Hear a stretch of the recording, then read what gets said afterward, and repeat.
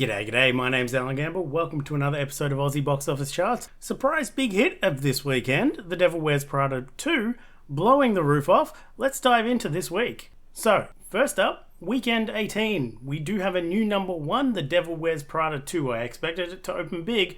I didn't expect it to open to just over $11 million. That is our first $10 million opening of 2026 for a current total of $13.1 million.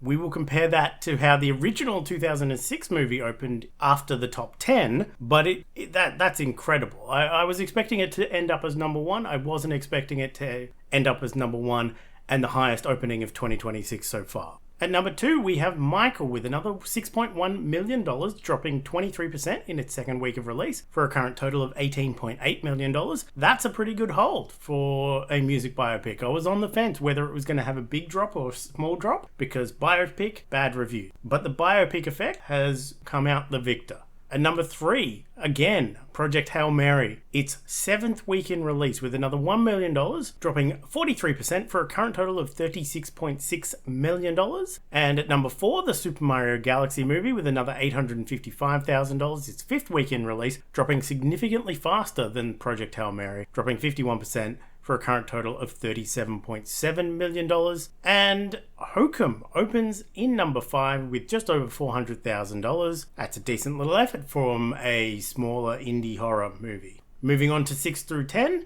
Patriot opens at number 6 with $300,000. That is a Malayalam language action thriller out of India. At number 7, we have The Magic Faraway Tree continuing to drop off as school holidays return, bringing in just under $300,000. Its sixth week in release, dropping 48% for a current total of $9.8 million. It's Never Over Jack Buckley opens at number 8 with just over $200,000. That is the music documentary on the titular Jeff Buckley. The drama drops down to number 9 with just under $200,000, dropping 62% in its fifth week of release, mind you, for a current total of $6.2 million.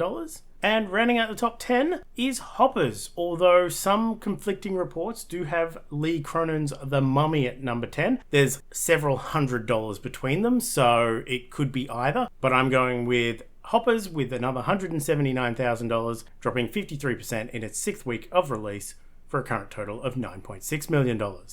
So the first thing we've got to look at is the top 5 openings of 2026. Obviously, this has to be updated because A Devil Wears Prada 2 opened with just over $11 million. That moves everything else down the order. The Super Mario Galaxy movie drops down to number 2 with its $8.4 million opening. Michael, with its $7.9 million opening, moves down to number 3. Project Hail Mary, with its $6.1 million opening, moves to number 4. Wuthering Heights goes down to number 5 with its $6 million opening, and dropping out is Scream 7 with its $3.5 million opening. So we won't spend too long on this chart because it's pretty obvious The Devil Wears Prada 2 has left the 2006 original in the dirt in terms of opening gross in the Australian box office. The original back in 2006 opened to $3.5 million. The sequel just opened to $11 million. Even if we adjust for inflation, we are talking an adjusted $5.8 million versus 11. It's not even close. The hype that this movie has generated over the last 20 years of being, a fairly good cult following. The original movie was good. The sequels got pretty positive reviews. That just makes a good legacy sequel. I'm yet to catch it. I will probably catch it before it goes out of release, but that's a hit. That's a hit. The other chart we have to have a quick look at is the music biopics. Not opening weekends this time, we're looking at their total gross to see how Michael stacks up and how far it's going to end up. Remember, it is the highest opening music biopic of all time. Let's see how it's doing after its second week of release. Currently at $18.8 million, that puts it as the fourth highest grossing music biopic of all time in Australia after its second week. That's really good. It's easily going to beat out Rocketman from 2019. That's at $20.3 million. Then it has a little bit of work to do to catch Elvis that ended up with a total of $33.5 million. I think it will get there no issues unless the legs really fall off from it, but it should easily, I think, comfortably get to Elvis levels. Then the big question, will it catch and beat Bohemian Rhapsody from 2018 that ended up on a total of $55.3 million. Next week, I might compare Michael to Bohemian Rhapsody week by week so we can see how they're tracking together. But so far, it's in line to be the second highest grossing music biopic of all time in Australia. Let's adjust these for inflation because then it does have some more competition. So when we adjust for inflation, Michael drops down to 9th at $18.8 million. It's easily going to catch Shine with its 21.7 adjusted. It's going to beat 1985's Amadeus and 2019's Rocket Man. It's easily going to beat Walk the Line from 2005 with an adjusted $25.6 million. And even 8 Mile that has an adjusted total of $29.7 million. Elvis adjusted $37.5 million. And here's a big surprise. 1969's Funny Girl has an adjusted total because it's 1969. It's a long time ago. It brought in about $2.5 million in 1969. An adjusted total, $38.2 million. I think it's going to get there. But Bohemian Rhapsody, that juggernaut from 2018, an adjusted total, $69.6 million. So I think Michael's easily going to end up number 2 on both of these charts. Whether it gets to number 1, that's going to be the big question. So I think next week I will do a week by week comparison of Bohemian Rhapsody versus Michael, and we can kind of see, is it ahead, is it behind, what's happening with it over the long term. Moving on to the 2026 top 10 at the Australian box office. So the top 10 of everything released in calendar year 2026. No changes at the top. A Super Mario Galaxy movie stays at number 1 with $37.7 million. Project Hail Mary holds number 2 at $36.6 million. Wuthering Heights stays at number 3 with its $20.3 million. Michael moves up to number 4 with its $18.8 million. And The Devil Wears Prada 2 opens and enters the chart at position number 5 with $13.1 million. Obviously, that knocks down Song Sung Blue with its $12.2 million and Goat with its $11.7 million to position 6 and 7 respectively. The Magic Faraway Tree actually does go up to number 8 with its $9.8 million, pushing Marty Supreme down with its $9.7 million to position number 9.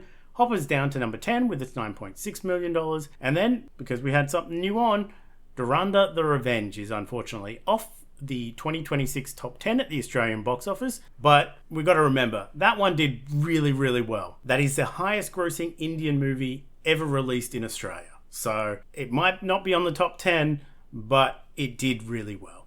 Moving on to upcoming releases.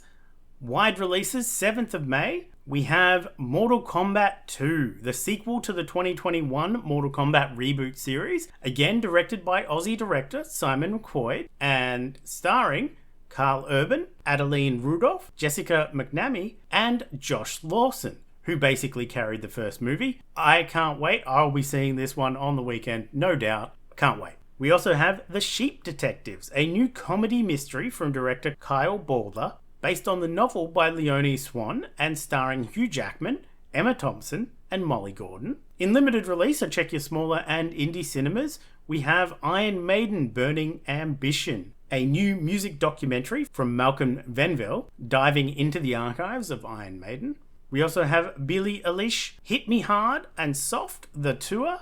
If Iron Maiden isn't your jam, then we also have this Billie Eilish music documentary. This one is done in 3D and directed by James Cameron, which is kind of nuts, and it should be a good time for those fans. It is a tour/concert movie, and we will compare how that does to the other concert movies that we've seen.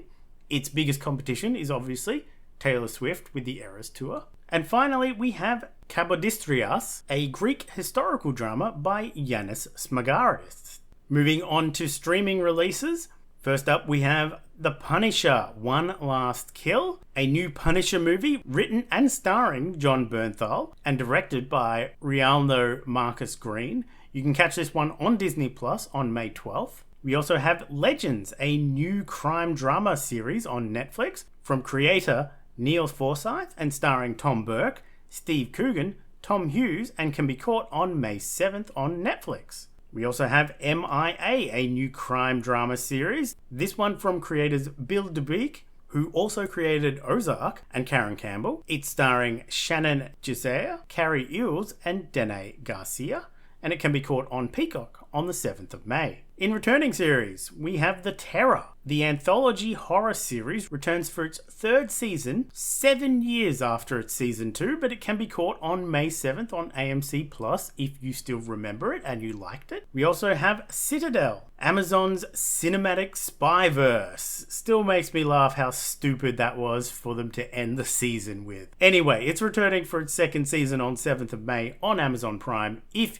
you are super invested in the Amazon spyverse. I don't think I care enough to watch season 2. We also have Devil May Cry returning for its second season on Netflix, the anime adaptation, and it's obviously on Netflix on the 12th of May.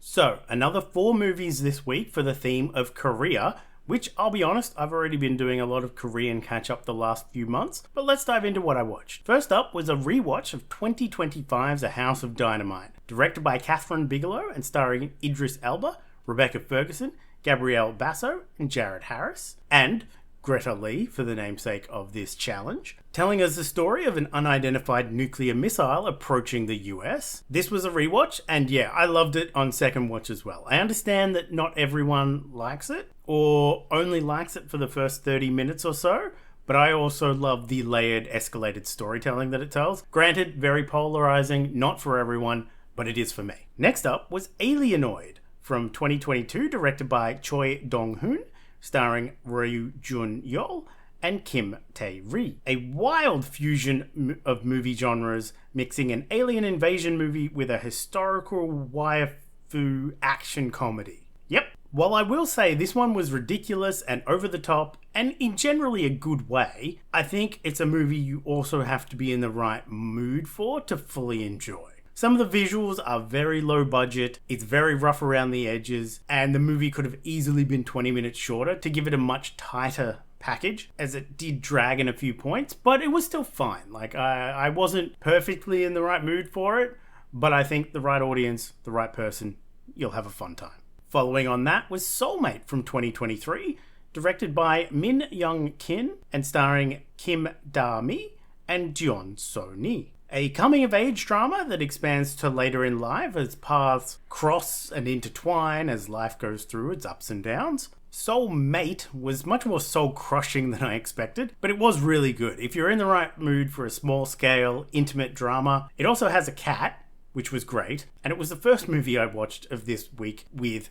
Kim Da-mi. The second one was The Witch Part 1 Subversion, directed by Park Hoon-jun and starring, once again, Kim Da-mi in a very different role, and this time along Cho Min-soo and Park Hee-sun. While I'll not dive too deep into the story, as it's better if you go in blind if you can, the movie is part mystery thriller and part sci-fi light but heavy action at the later part, especially towards the finale. I really love this one. The blending of two genres was done really well, and when the turns happen, they're really great. Acted perfectly, written, scripted, shot, all great. Both parts working really well together, but without being too tonally inconsistent. There is a sequel that I'll have to check out. I've heard it's not as good, but it's still a pretty fun time. So because I love this one, I expect to have a good time with the sequel, which I will 100% check out in a future challenge probably. This week's Cinechums Movie Challenge is May the 4th Be With You. So, a film from the franchise, or starring an actor that appeared in the film, directed, written by, composed by, someone that worked on them all, movies that are inspired by, or similar plot lines, like Rebellions and stuff like that. A few people have kicked it off with The Hidden Fortress, Spaceballs, Solo, a Star Wars story. We've got a few options there, but let's dive into my shortlist. My shortlist on Letterboxd is Schindler's List, Patriot Games, Air Force One, Judge Dredd, Jurassic Park, War of the Worlds, Thin Red Line, Arrival, Drumline, Nimona Rewatch, Riders of Justice or Zero Dark 30, Sucker Punch. We've got quite a few. Mortal Kombat, because it has the same makeup artist as a Star Wars movie, counts. But that is it for me this week. A lot shorter and sweeter than last weekend. We will be starting to track the summer releases. Devil Wears Prada 2 didn't count for summer movie season because it released April 30th in Australia. So no candy for that. So next weekend moving forward, we will be tracking the summer blockbusters on a separate chart alongside our top 10. But I will be catching Mortal Kombat 2 this weekend, 100% keen to see how it goes. We will see how it does in line with the 2021 movie, but also video game movie openings. We'll compare it to that. And also a special chart that I've whipped up of just fighting video game movies that we'll be comparing Mortal Kombat to. So things like Street Fighter and the Mortal Kombats and DOA, we've got them all on a smaller chart that's a lot easier to read. We'll have a look at that next week. But that's it for me. Have a good one. Watch more movies. Bye.